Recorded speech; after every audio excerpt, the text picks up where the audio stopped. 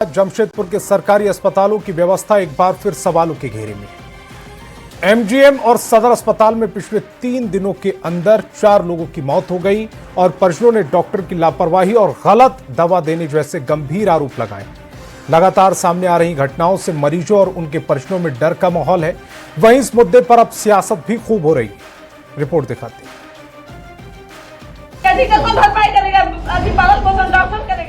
ये तस्वीर जो आप देख रहे हैं, ये कोल्हान के सबसे बड़े एमजीएम और सदर अस्पताल की है, जहां गलत दवा देने से मरीजों की मौत के आरोप लग रहे हैं। इतना ही नहीं, बच्चों की मौत के बाद अस्पताल प्रबंधन एम्बुलेंस तक नहीं दे पा रहा। बच्चे के शव को पिता गोद में लेकर एम्बुलेंस के लिए भटकते नजर आए। इसको लेके एमजीएम आया तो यहाँ का डॉक्टर लोग बोलता है आपका भाई नहीं है, डेट करके। ये सब जितना भी डॉक्टर का रफावारी से गलती से हुआ। यहाँ का प्रशासन से ही पूछे तो प्रशासन भी बोलते नहीं, डॉक्टर का गलती। इन दिनों जमशेदपुर के एमजीएम और सदर अस्पताल में इलाज के दौरान हुई 4 मौतों ने स्वास्थ्य व्यवस्था की पोल खोल कर रख दी। कहीं डॉक्टर की लापरवाही का आरोप है तो कहीं गलत दवा देने की बात सामने आ रही है।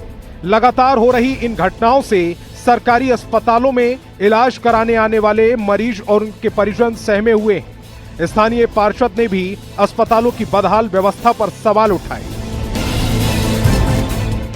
आज जिस हिसाब से वहां पर मौतें हुई हैं, डॉक्टर के द्वारा गलत तरीके से इंजेक्शन दे देना या फिर उनका व्यवस्था सही से नहीं रहना, जिससे कि 4 जानें गई हैं। सरकार कहाँ सो रही है? कहाँ है हेमंत सरकार? मैं पूछना चाहूँगा वो स्वास्थ्य मंत्री कहाँ हैं? तो मुझे कहीं न कहीं लगता है कि अब अगर जनता इसके बाद विरोध ना करे और जनता अगर इसके बारे में सरकार से ना पूछे तो मुझे लगता है पूर्ण रूप से जनता को। हालांकि इन सभी मामलों को दरकिनार करते हुए एमजीएम अस्पताल के अधीक्षक बलराम झा ने कहा है कि सभी आरोप गलत हैं। साथ ही इस तरह की घटनाओं को लेकर अस्पताल में बैठक कर उचित कार्रवाई करने का निर्देश भी दिया गया। मामला है लापरवाही का, ऐसा बिल्कुल नहीं है। गलत दवा का यूज बिल्कुल नहीं होता है, क्योंकि सब पढ़ा लिखा डॉक्टर है, अच्छा पढ़ा लिखा डॉक्टर लोग है, सब कोई देखता है, जूनियर से लेकर सीनियर तक, इसीलिए दवाई सही दी जाती है। वहीं इस मामले को लेकर अब सियासत भी शुरू हो गई है। बीजेपी विधायक पूर्णिमा साहू ने राज्य सरकार पर निशाना साधा। उन्होंने कहा कि स्वास्थ्य विभाग भगवान भरोसे चल रहा है और अस्पतालों में लगातार लापरवाही के चलते गरीब लोगों की जान जा रही है। नहीं करते हैं क्योंकि इनका स्वास्थ्य विभाग जो है वो तो सभी इसे छुपा नहीं है, सभी जानते हैं इसकी स्थिति। अब इसे बेहतर करने के लिए ये क्या कर रहे हैं, क्या कर सकते हैं और हम इनसे जितना उम्मीद रख रहे हैं वो क्या हमें वो दे रहे हैं, नहीं दे रहे, वो पता चल जाए। वहीं बीजेपी के आरोपों को जेएमएम ने राजनीति से प्रेरित बताया। जिला अध्यक्ष विक्टर सोरेन ने कहा है कि बीजेपी के पास कोई मुद्दा नहीं बचा, इसीलिए मौत जैसे संवेदनशील मामलों पर राजनीति की जा रही है। ये सरासर सरकार को बदनाम करने की साजिश है। यहाँ जितने भी डॉक्टर्स हैं और हमारे वहाँ पे जो अधीक्षक है, अगर इस तरह की बात है तो सरकार इस पर संज्ञान ली हुई है, इस पर कार्रवाई भी कर रही है। सरकारी अस्पतालों में लगातार सामने आ रही मौतों की घटनाओं ने स्वास्थ्य व्यवस्था पर बड़े सवाल खड़े कर दिए। अब सभी की निगाहें जांच रिपोर्ट और सरकार की कार्रवाई पर टिकी हैं। सवाल यह है कि आखिर मरीजों की सुरक्षा और बेहतर इलाज कब मिलेगा और सरकारी अस्पतालों की स्थिति कब सुधरेगी। मगर अब देखना यह है कि क्या सिर्फ इस तरह की घटनाओं पर सिर्फ जांच का कोरम पूरा किया जाएगा कि जो दोषी है उस पर कड़ी कार्रवाई की जाएगी, वो तो आने वाला समय ही बताएगा। न्यूज़ 18 के लिए जमशेदपुर से आशीष कुमार तिवारी। खबर गोड्डा से, जहां 12 साल के बच्चे की मौत के बाद जिले की स्वास्थ्य व्यवस्था पर एक बार फिर सवाल खड़े उठे। मृतक के परिजनों ने अस्पताल पर लापरवाही के आरोप लगाए। जानकारी के मुताबिक मृतक को बुखार था, जिसके लिए संजीवनी अस्पताल में भर्ती कराया गया था, जहां 2 दिन तक इलाज के बाद भी सुधार नहीं होने पर परिजन निजी क्लिनिक ले गए और वहां से बच्चों को लाइफ केयर अस्पताल में भर्ती कराने की सलाह दी। परिजनों ने गलत इंजेक्शन देने का आरोप लगाया। घटना के बाद परिजनों में आक्रोश है। परिजनों ने पूरे मामले की निष्पक्ष जांच की मांग की है। साथ ही जिले के निजी अस्पतालों में उपलब्ध स्वास्थ्य सुविधाओं और प्रशासनिक निगरानी पर भी सवाल उठाने लगे हैं।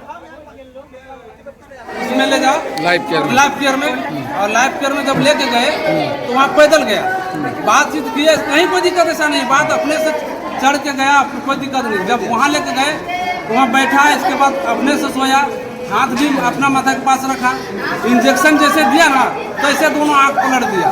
तो उसी समय से हम लोग को लग गया कि अब उम्मीद हम लोग को नहीं जा रहा है। हम बोलबो किए क्या कारण से इस तरह हुआ, बोला नहीं फीवर है, उतरिए नहीं रहा। बच्चा अपने से बाइक पे चढ़ता है, उतरता है, जांच के लिए अपने से जाता है, इंजेक्शन के लिए हाथ आगे करता है। वो बच्चा आधा घंटा में एक्सपायर कैसे हो जाता है, कैसे हो जाता है एक्सपायर? ये बच्चा जो है वो करीब करीब हमको लगता है जी 3:30 बजे के आसपास इस टाइम रहा होगा। मेरे पास आया तो मैंने कहा अपने स्टाफ को, इतना सीरियस बच्चा को क्यों दिखा रहे हो मुझे? बोला सर 4-5 दिन से कहाँ से इलाज चल रहा है, ठीक ही नहीं होता और खड़ा गिरने के लिए कर रहा है। मैंने इसको बाहर भेज दिया। मैंने पहली बार जो इसको कही कि इसलिए मैंने लाल से लिख दिया refer to doctor Shankar Sharma Bhagalpur. Godda से बड़ी खबर है, अस्पताल में बच्चों की मौत मामला, परिजनों ने सड़क को जाम कर दिया। गोड्डा भागलपुर मुख्य सड़क जाम की गई, शव को सड़क पर रखकर जाम लगाया गया है। गोड्डा से बड़ी खबर है, अस्पताल में बच्चे की मौत के बाद परिजनों का गुस्सा फूट पड़ा है, सड़क को जाम कर दिया गया है।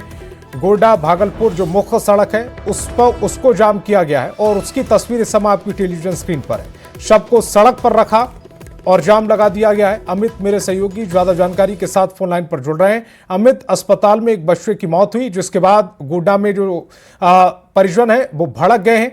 खबर यह है कि गोड्डा भागलपुर मुख्य सड़क को जाम कर दिया गया है। क्या जाम वाली स्थिति अभी भी है या जाम को हटा लिया गया है? क्या वहां पुलिस प्रशासन पहुंच चुका है? जी बिल्कुल, जाम की स्थिति अभी भी 10 की 10 बनी हुई है। पुलिस प्रशासन हालांकि लगभग पिछले 1 घंटे से प्रयास कर रही है, लेकिन कोई फायदा उनको नहीं मिल पा रहा है। दरअसल आक्रोशित जो परिजन हैं उनका आरोप है कि प्राइवेट अस्पताल की जो मनमानी है वो लगातार चल रही है और प्राइवेट अस्पताल में ना कोई सुविधा है, ना कोई डॉक्टर की उपस्थिति है। उसके बाद भी प्राइवेट अस्पताल संचालित है और एक लापरवाही की वजह से, जिस प्रकार से कहा जा रहा है कि डायग्नोसिस कुछ इलाज अलग हुआ और रिपोर्ट कुछ अलग आया, इंजेक्शन कुछ और पड़ गए, इस वजह से बच्चे की मौत हो गई और लापरवाही का आरोप सीधा सीधा प्राइवेट अस्पतालों पर लगाया जा रहा है। इस वजह से परिजन है उनकी मांग क्या है और जो बच्चा जिसकी मौत हुई है उसकी उम्र क्या थी? उम्र 12 वर्ष बताई जा रही है। विवेक शाह नाम बताया जा रहा है उस बच्चे का, जिसकी उम्र 12 साल है। और परिजनों की मांग है कि इस प्रकार के अस्पतालों का लाइसेंस रद्द किया जाए, इन पर जांच बिठाई जाए और उस बच्चे की जो मौत हुई है उसको न्याय मिल सके। दरअसल जो उनके जो बच्चे के जो पिताजी हैं वो खुद झारखंड पुलिस में जामताड़ा में कार्यरत हैं और वो चाहते हैं कि प्रशासनिक व्यवस्था पर उनको विश्वास है और वो चाहते हैं कि उनको न्याय मिले।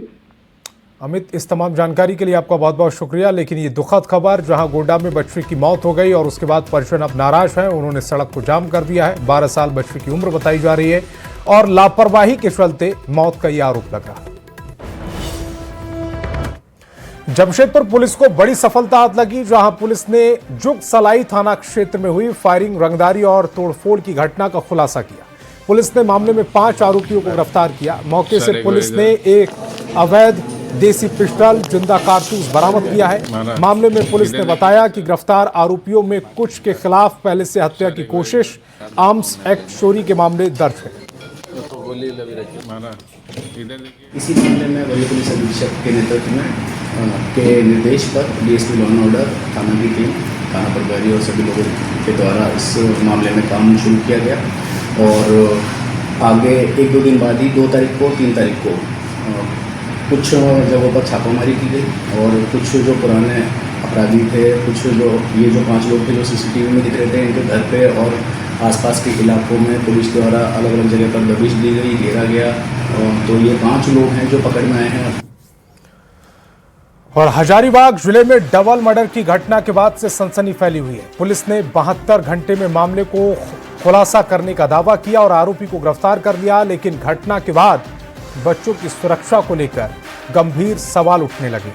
रिपोर्ट दिखाएं। पुलिस की गिरफ्त में दिख रहा यह दरिंदा इंसान नहीं, जल्लाद है, हैवान है, शैतान है।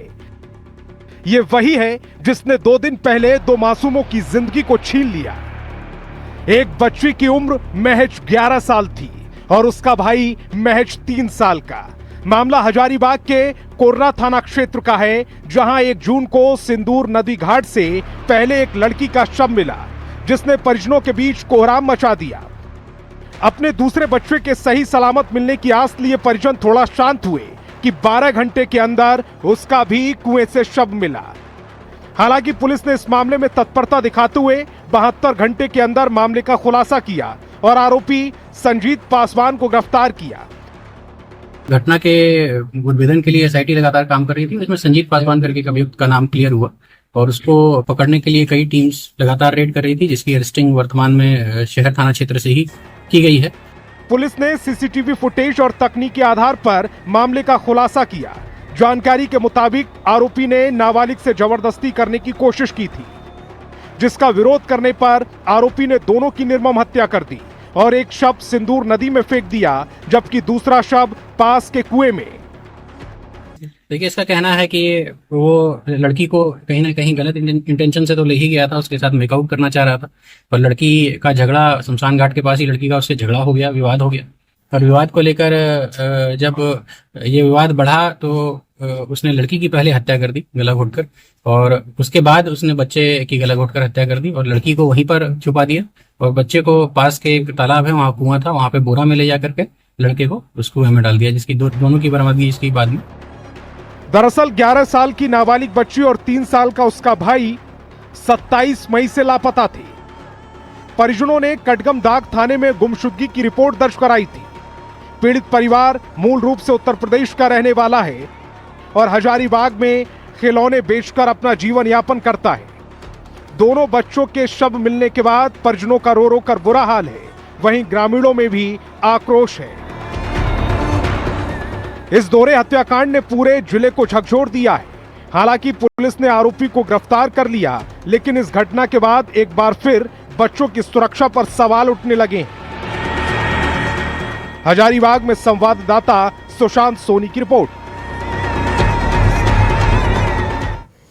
और हजारीबाग से बड़ी खबर है, दोहरे हत्याकांड के खिलाफ कैंडल मार्च निकाला गया है। विरोध में यह कैंडल मार्च निकाला गया है। खर गांव में झंडा चौक तक कैंडल मार्च निकाला गया। मासूम बच्चों को श्रद्धांजलि दी गई। आरोपी को फांसी देने की मांग की है। वकीलों से केस नहीं लड़ने की अपील की। हत्याकांड को लेकर भारी आक्रोश है। मासूमों को न्याय दो का नारा गूंज उठा है। तस्वीर भी देखिए, हजारीबाग की यह तस्वीर है। दोहरे हत्याकांड के विरोध में एक कैंडल मार्च, एक 3 साल का मासूम और एक 12 साल की बच्ची के साथ जिस तरह से जघन्य अपराध किया गया है, उसके बाद ये लोगों का गुस्सा। खरगांव से झंडा चौक तक ये कैंडल मार्च निकाला गया। मासूम बच्चों को श्रद्धांजलि दी गई। आरोपी को फांसी देने की मांग हुई। वकीलों से केस न लड़ने की अपील की गई है। हत्याकांड को लेकर ये भारी आक्रोश इस समय आपकी टेलीविजन स्क्रीन पर। मासूमों को न्याय दो के नारे इस आक्रोश में गूंज उठे। हजारीबाग ही नहीं, पूरे झारखंड के लिए यह दुर्भाग्यपूर्ण बात है कि संदीप पासवान हत्यारा, इन्होंने मासूम बच्चे और बच्चियों को हत्या करके फेंक दिया। और इसके इन लोग तो फांसी की सजा कम मांग रहे हैं, उसको टुकड़ा टुकड़ा कर देना चाहिए, ताकि आने वाला जो पीढ़ी है उस सबक सीखे, नौजवान लोग खास करके, और नशा छोड़ेगा। और नशा मुक्त में सभी आदमी को सहयोग करना चाहिए। बच्चे के न्याय के लिए और उस मुजरिम को, ताकि उस फांसी पे उसको चढ़ाया जाए तो फास्ट ट्रैक कोर्ट के द्वारा, ताकि आने वाले भविष्य में ऐसा कोई गुनाह ना कर सके। और साथ में पुलिस से भी मैं ये भी निवेदन करूंगा, जो आज की डेट में जो क्राइम बढ़ रहा है उसके पीछे सिर्फ कारण है नशा। अगर नशा को कंट्रोल किया जाएगा तो हमको लगता है कि ये सब हत्याएं और जो भी लूटपाट हो रही है वो भी बंद हो जाएगा। हम हाथ जोड़ के हजारीबाग के जितने भी वकील हैं, हम हाथ जोड़ के सबसे निवेदन करेंगे कि जो मासूम बच्चे के हत्यारा है उसका कोई भी केस ना लड़े। अगर जरा सा भी किसी में इंसानियत होगा तो वो जरूर सोचेगा कि उस आरोपी का कभी सजा, एकदम उसको कोर्ट के न्यायालय तक, क्या हम तो सोच रहे थे कि हम लोग को ये खुशखबरी मिलेगी कि पुलिस के द्वारा इनकाउंटर कर दिया जाएगा। सीएम हेमंत सोरेन ने आज झारखंड मंत्रालय में खान एवं भूतत्व और भवन निर्माण विभाग की समीक्षा की है। इस दौरान उन्होंने विभागों द्वारा संचालित विभिन्न योजनाओं परियोजनाओं और लंबित कामों की प्रगति का विस्तृत आकलन किया और संबंधित अधिकारियों को जरूरी दिशा निर्देश दिए। सीएम ने राज्य में अवैध खनन पर कड़ी सख्ती बरतने के निर्देश दिए। समीक्षा के दौरान सीएम हेमंत सोरेन ने राज्य में संचालित बीसीसीएल, सीसीएल और ईसीएल की बंद पड़ी खदानों को निरस्त करने की प्रक्रिया और उपाय तलाशने के भी निर्देश दिए। और कई सुझाव राजहित में बहुत अच्छा आया है, इंडस्ट्रीज में भी आया है, जिटको में भी आया है और राजहित के लिए बहुत अच्छा चीज़ हम लोगों ने उसमें जोड़े भी हैं। और बहुत उसमें जो सरल करना था उद्योग लाने में, कुछ चीज़ों में जो कठिनाई हो रहा था, जो कम्युनिटी भी कई के जो है समय पूर्व गया था भंग हुए, तो सारे चीज़ों को इंक्लूड करके कि उद्योग को बढ़ावा कैसे हम लोग दें, तो बड़े बड़े उद्योग कैसे आवे, उसके लिए हम लोगों ने पूरी प्रयास किए हैं और बहुत कम समय में झारखंड राज्य में नया उद्योग। खबर रांची से, जहां भाषा विवाद को लेकर कमेटी की बैठक में आज भी सर्वसम्मति से निर्णय नहीं हो पाए। मगही, अंगिका और भोजपुरी को शिक्षक पात्रता परीक्षा में शामिल करने को लेकर कमेटी में एकता नहीं बन पाई, जिसे लेकर कमेटी के चेयरमैन राधाकृष्ण किशोर ने हिंदी को दूसरी भाषा में शामिल करने को कहा। वहीं मंत्री संजय यादव ने भी हिंदी को जोड़ने की बात कही। मामले पर योगेंद्र प्रसाद ने हिंदी को जोड़ने पर मंथन करने की बात कही। इसी बैठक में बड़ा स्पष्ट है कि भाई देखिए, ना तो इस विषय का पढ़ाई होता है, ना ही उस विषय में कोई लेखन है, ना ही उस विषय में कोई पत्रिका निकलता है, ना वो विषय का कोई आकाशवाणी, दूरदर्शन, कोई लेख, और कई स्कूलों में पढ़ाई भी नहीं होती है। मैंने हिंदी को लेकर के नहीं आई हैं बातें। माननीय समन्वयक कह रहे थे कि भाई देवनागरी लिपि को शामिल किया जाए, तो उस पर अभी आगे की बैठकों में चर्चा की जाएगी। खबर धनबाद से, जहां परिसदन में विधानसभा का ध्यान आकर्षण विशेष समिति की बैठक खत्म हुई है। अंतिम दिन बुधवार को रैयतों की जमीन, सरकारी भूमि के उपयोग और कंपनियों के अतिक्रमण के मामलों पर चर्चा हुई। बैठक में बीसीसीएल, सीसीएल और ईसीएल और डीवीसी द्वारा उपयोग की जा रही जमीन की समीक्षा की गई। समिति ने अधिकारियों को लंबित मामलों का जल्द निपटारा करने और राज्य सरकार के राजस्व की वसूली सुनिश्चित करने के निर्देश दिए। दामोदर नदी क्षेत्र में कथित अतिक्रमण की जांच के लिए ड्रोन सर्वे कराने का फैसला लिया गया। अभी हर चीज में हम लोगों ने डायरेक्शन दे दिए, चाहे वो बीसीसीएल का हो, सीसीएल का, ईसीएल का, हम लोगों ने कहा है। और ये भी कहा है कि जितना जल्दी हो संबंधित अंचल के सीओ उसको हर रैयतों का वेरीफाई करेगा। और कल हम लोग गए थे दामोदर नदी, जो स्पोर्ट में हम लोग देखा कि काफी नदी को भी अतिक्रमण हुआ है, उसके लिए भी हम लोगों ने समिति के तरफ से डायरेक्शन दे दिया है कि जांच करके देखें कि नदी में कितना अतिक्रमण है और राज्य सरकार का जमीन में कितना है। इसका आकलन करके देगा तो हम लोग उस पर मुआवजा का डिमांड करेंगे, उनको देना होगा। तो हम लोग आशा करते हैं जो इस टूर हम लोगों का जो है कुछ काम को गति देगा। 1 महीना के अंदर कुछ प्रगति होगी, सरकार के खजाने में पैसा आएंगे, रैयतों को भी लाभ मिलेगी।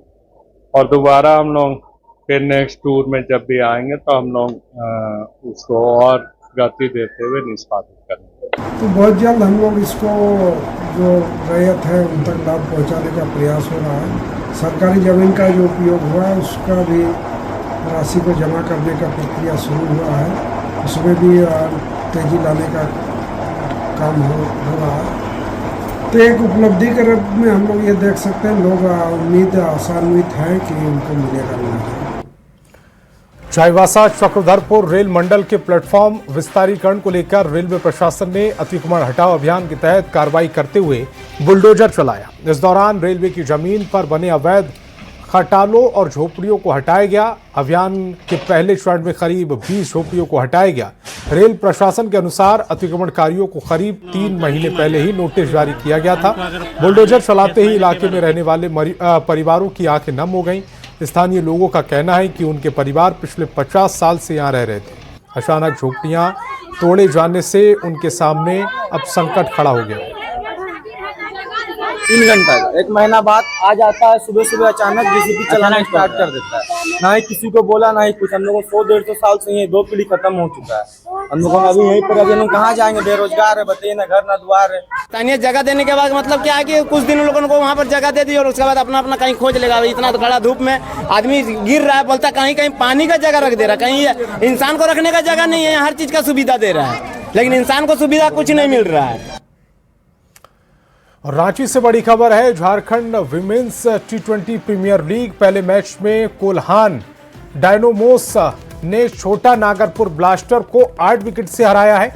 ममता पासवान को moments player of the match का अवार्ड दिया गया। दूसरे मैच में संथाल चैलेंजर्स ने पलामू वॉरियर्स को 8 विकेट से हराया। ऋतु कुमारी को moments player of the match का अवार्ड दिया गया है।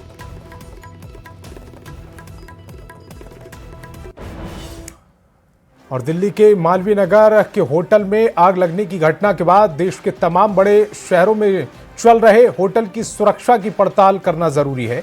न्यूज़ 18 की टीम ने भी अपनी सामाजिक जिम्मेदारी के तहत रांची के होटल्स और रेस्टोरेंट का मुआयना किया। इसी दौरान रांची के अरगोड़ा स्थित होटल प्रश्ना में सुरक्षा खतरे में नजर आई है। यहाँ रेस्टोरेंट मुख्य रूप से बेसमेंट में बना है, जो कि आमतौर पर निगम के बायलॉज के अनुसार पार्किंग की जगह होती है। इतने बड़े रेस्टोरेंट में फाइटिंग की व्यवस्था नदारद नजर आई है। किचन के अंदर बड़े बड़े तंदूर के 2 चूल्हे और गैस चूल्हे रखे पाए गए थे, लेकिन सुरक्षा के लिहाज से नगर निगम के नियमों की धज्जियां उड़ती नजर आईं।